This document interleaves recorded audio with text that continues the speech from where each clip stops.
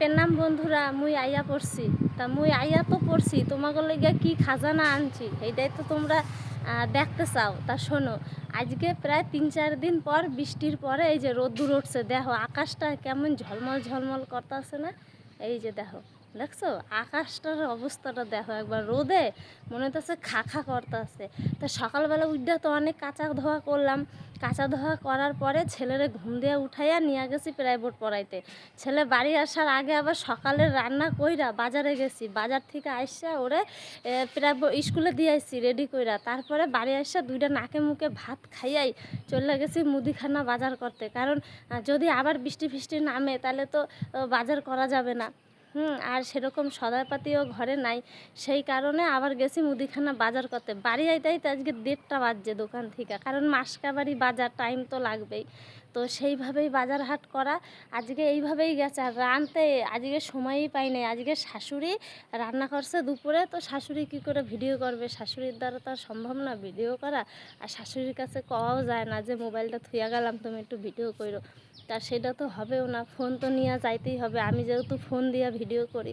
তা আজকে আমি সেই বাড়ি আসার পরে 1:30 বাজে আইসা আবার কতগুলি দাদু এত বিছানায় বাথরুম করে, হিসু করে, তো সেইগুলি সব পরিষ্কার টরিষ্কার কইরা কাঁচা ধোয়া করে দেখছো দাদুর এই যে সব জামা কাপড়, এই যে মশারি, এগুলো সব দুপুরবেলায় কাইচা ঠাইচা আবার জামা কাপড় ছাইরা আবার গেলাম 2:30টার সময় ছেলের স্কুল দিয়ে আনতে।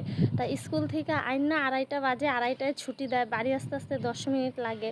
তো আইসা আবার ছেলেরে ভাত খাওয়াইয়া এই যে 3:30টায় ওরা পড়াইতে বইছে।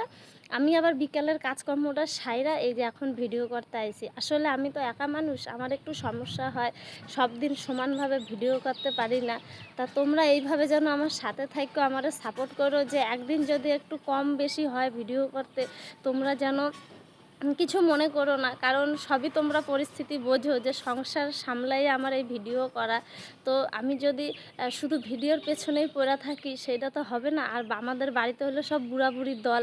তা আমি যদি শুধু ভিডিওই করতে থাকি তো আমার দাদুরে সামলানো আমার দিদার পক্ষে খুব অসম্ভব ব্যাপার হয়ে থাকে।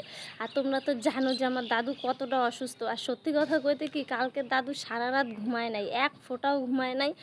আর রাত 3টার সময় তো ঘরের বাইরেই চলে গেছে। তো যাই হোক, সেই সব তো ঘটনা জীবনে ঘটতেই থাকবে, বয়স্ক মানুষ, অসুস্থ মানুষ। আর ছাদে প্রচণ্ড রোদ্দুর, আমি আর তোমাদের সঙ্গে কথাই বলতে পারছি না। তা তোমরা সবাই ভালো থাকবা, আমার ভিডিও দেখো, লাইক কমেন্ট শেয়ার করো, আমার নতুন চ্যানেলে সাবস্ক্রাইব করো, বেশি বেশি করে আমার ভিডিও দেখো যাতে আমার ভিডিওর ভিউজ বাড়ে। তো তোমরা সবাই পাশে থাকবা, সবাই ভালো থাকবা, সবাই সুস্থ থাকবা। আজকে প্রচণ্ড রোদ আর আমি কথা বলতে পারছি না। তো তোমরা সবাই ভালো থাকো, টাটা।